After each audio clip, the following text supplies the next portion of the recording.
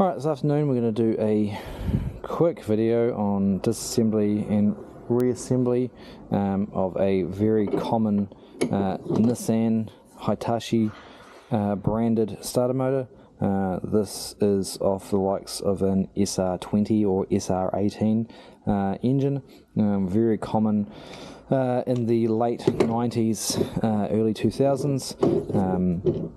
I've probably rebuilt, I don't know, easily 500 of these different starter motors. It was very common for them to be replaced just to the high numbers of Japanese imports we had in New Zealand, and these starter motors were very common, or starter motors of a very similar nature. Obviously, safety precautions ensure that you have your steel cap boots on, as things may drop off your bench. You can use the black nitrile gloves provided, as they will protect your hands from any oil or otherwise contaminants that may get on your skin. Safety glasses are always a great idea to prevent anything from going in your eyes. Right, I have a magnetic tray on the bench here that we're going to put all the little parts in as I remove them. Let's get started. So the first thing that I will do is obviously put the starter motor in the vise. We're going to be clamping around this nose cone in the vise, placing it into the vise on its flat edges, just nipping it up. The starter motor is made of aluminium. The vise is hardened steel. Over tightening the vise will crack the front housing of the starter motor. We just want it in there so it doesn't fall out. Alright, we're going to take our 3/8 drive and our 12mm socket.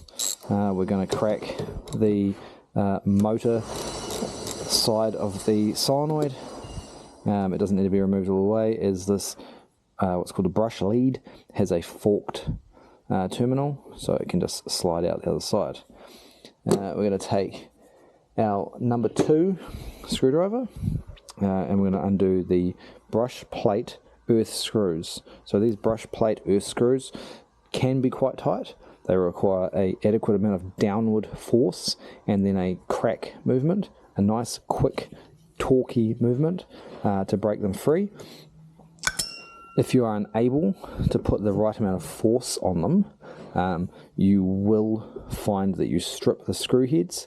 If you strip the screw heads, ask your tutor for assistance. Alright,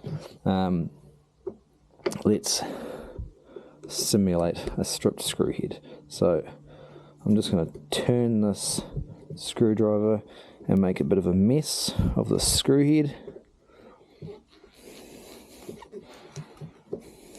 Alright, I'll just make a little bit of a mess of this screw head so you can see what I'm getting at. These starter motors will have been apart more than once, so nothing should be super tight. But if you do manage to damage the screw head, taking a hammer, giving the screw head a slight tap is going to mushroom that screw head down. We're then going to take a driver bit, remove the number 2 driver bit, place that, align it with the Phillips drive, and we're going to give it a little tap. Tapping it down creates almost an interference fit. Our drive is now in there. As I stated, these screws aren't actually going to be tight, so I'm only demonstrating the repair procedure, but then we will be able to undo this with a bit more ease. You can see the screw is almost stuck to that driver bit because we've created a nice interference fit. Removing that screw, dropping it in our magnetic tray, put our unused tools away.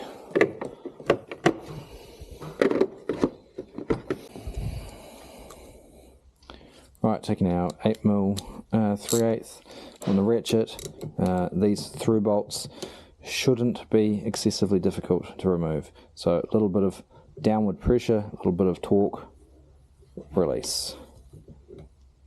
Again with the second one, downward pressure, torque, release. If they feel springy or tight, There is a case where these starter motors get what's called a bad earth connection through this carcass, and they will then earth through these screws, through the thread, and the thread will start to bind up. In that instance, the only way to remove them is to force them and snap these through bolts.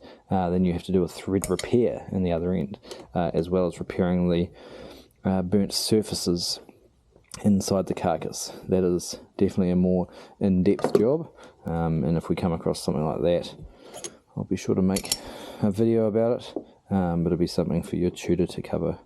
Right, our brush end cap should lift off nicely. We can see the bush within our brush end cap. These bushes are very durable, and it is very unlikely that they need replacing. If they need replacing, a lot of the time that is a symptom of another issue. That issue can be the issue that I explained with the bad earth, where the armature will actually go to ground through that bush and remove that bush material. But again, this is a case for another day. So putting our brush cap to the side, I'm going to take a small flat blade screwdriver. We're going to place it within the closed end of our C-clip, and we're just going to lever outwards. Very carefully, I'm putting my hands over the C-clip. The C-clip is spring steel. If I just pry with reckless abandon, it will fly across the workshop. So I have my hand on it, and I'm prying very slowly to remove it without sending it flying. Now, the brushes within this brush plate are sprung inwards towards this armature. That's how the brushes apply pressure against the armature. The best way to remove them is to take a socket that's around the same size as the armature, and you slide them up over the socket, and they are retained within that socket, and they won't shoot all the way through. You can now take that brush plate with its brushes, and you can inspect it. You can see, without exposing the face of the brushes, you can see from the side that the brushes are nice and clean. They haven't got any big chips or damages out of the side of them, and we can also see there's a lot of space in between the lead stop and the lead itself, so these brushes have plenty more life left in them. So placing that brush holder down on the bench somewhere where it's safe and out of the way. There's always going to be a lot of carbon dust within these starter motors, and also possibly grease, so it pays to have a nice clean rag on hand just so you can keep your hands clean. You don't want to take the grime that's inside of the starter motor and transmit it to other places, even if that's just to your vise or your bench. You want to try and keep your workspace nice and tidy. Next thing we're going to do is we're going to take the armature, we're going to use like an overhand grip, hold it like this and just pluck it out.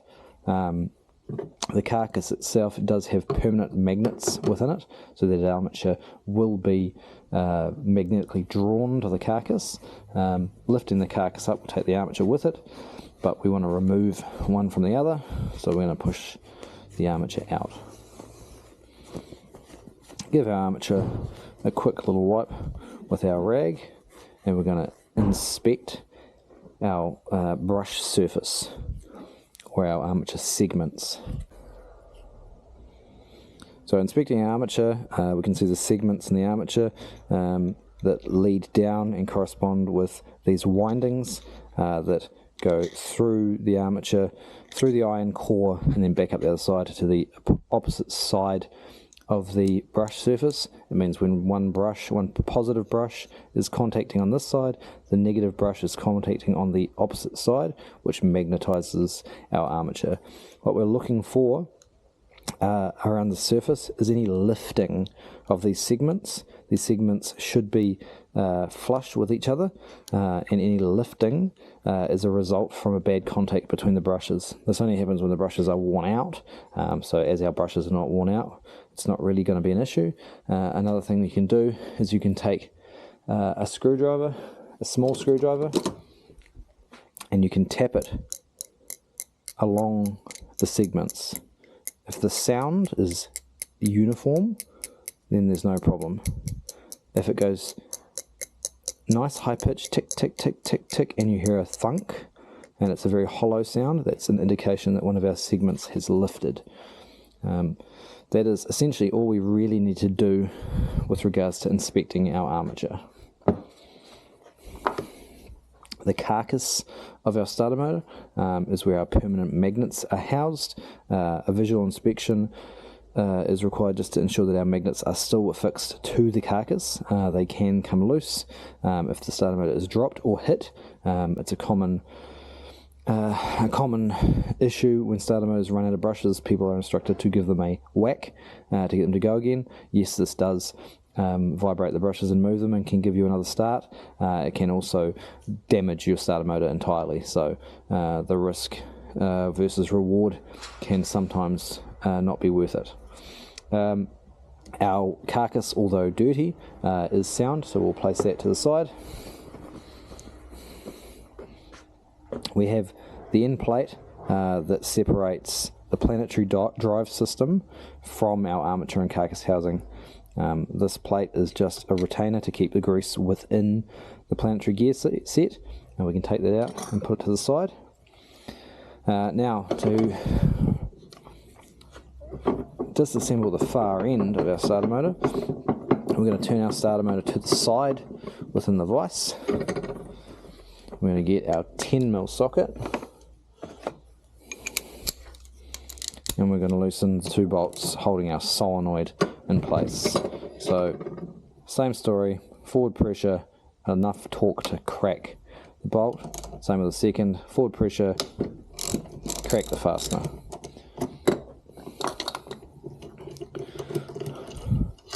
Remove one of the bolts, and then holding onto the solenoid is sprung in position. It has a spring that is forcing the drive fork into its position, so that spring will force the solenoid out once released. We want to hold the solenoid in place while we're removing the final 10mm bolt. Then, with a good grip, release the vise all the way and flip the starter motor back over.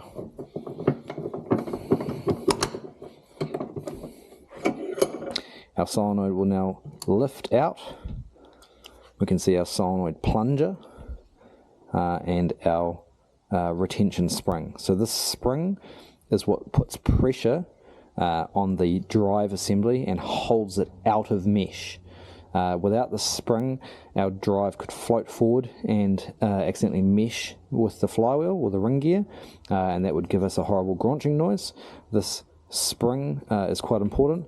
It's also not a common problem, but it is also a problem to have cracks within these springs. So inspecting the spring is not a bad idea. The spring is also what retains the plunger. So if the spring comes out, the plunger will also come out. Inspecting the solenoid is a completely visual job. There's no way to disassemble the solenoid and have it reusable. It is machine peened. It is a non-serviceable part. Alright, there is a rubber seal that goes between the solenoid and the planetary gear set that can be removed and put to the side.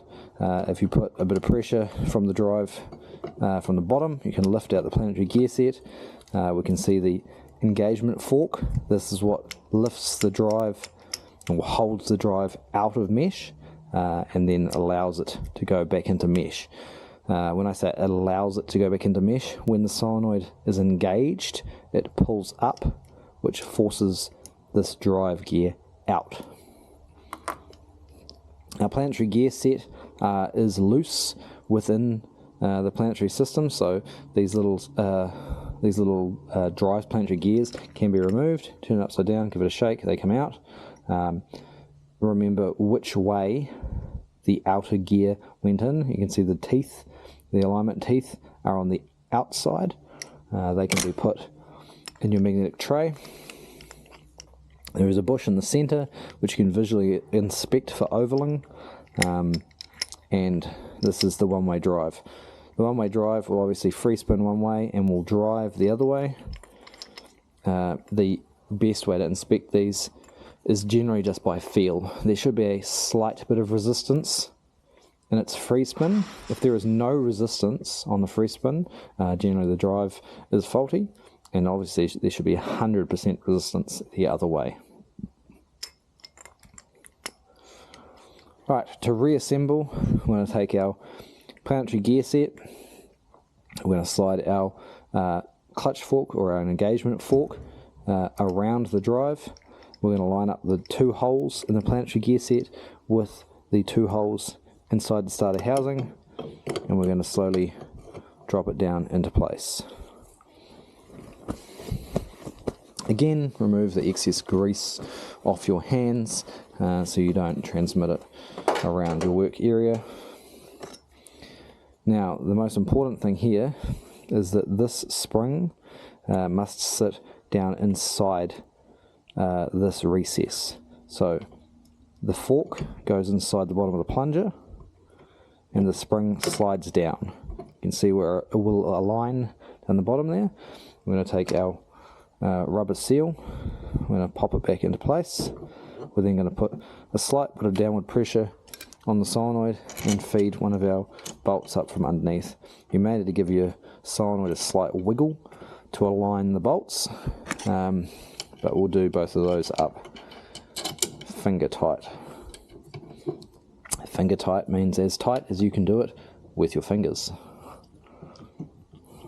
Alright, you're going to take the outer planetary gear. The outer planetary gear will only align with the space that it came out of, so it has 3 alignment gears that will align it in place. If it's in the wrong place, your through bolts won't go back through. So your through bolts need to slide down the side of the planetary gear. If there isn't the flat space, then our through bolts won't slide down the side of the planetary outer. Right, so obviously aligning our planetary outer gear is quite important. If it's not aligned, our through bolts won't go through. Take the planetary gears themselves, drop them into place.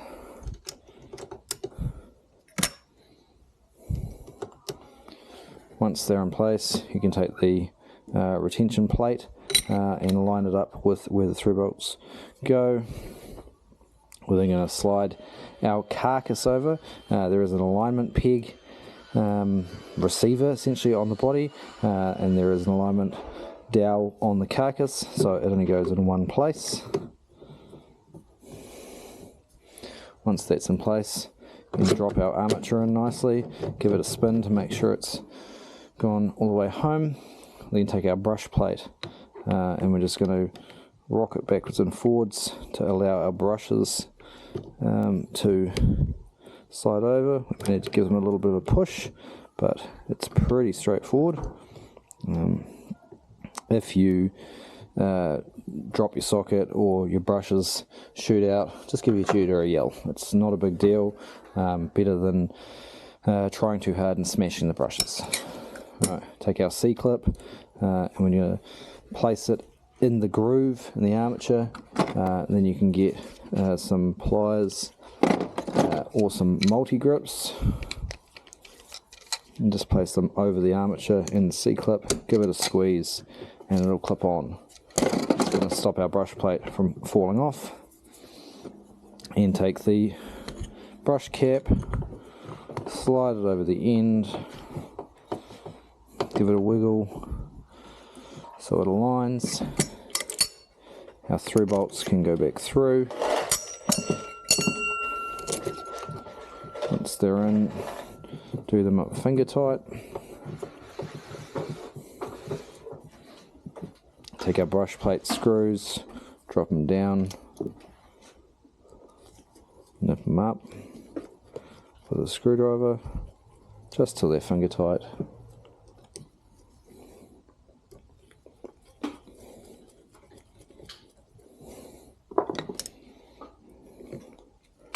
Do not over tighten and strip the screw heads.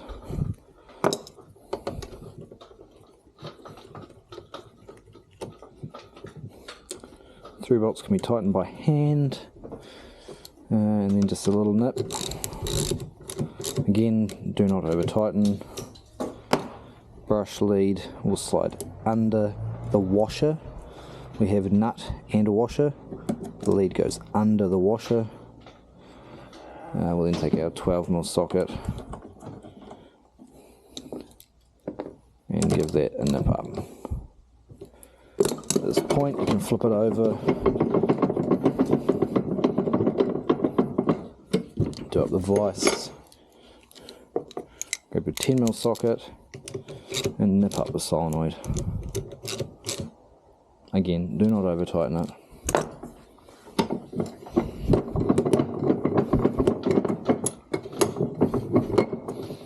Place your starter back in the vise and ask your tutor to test it for you.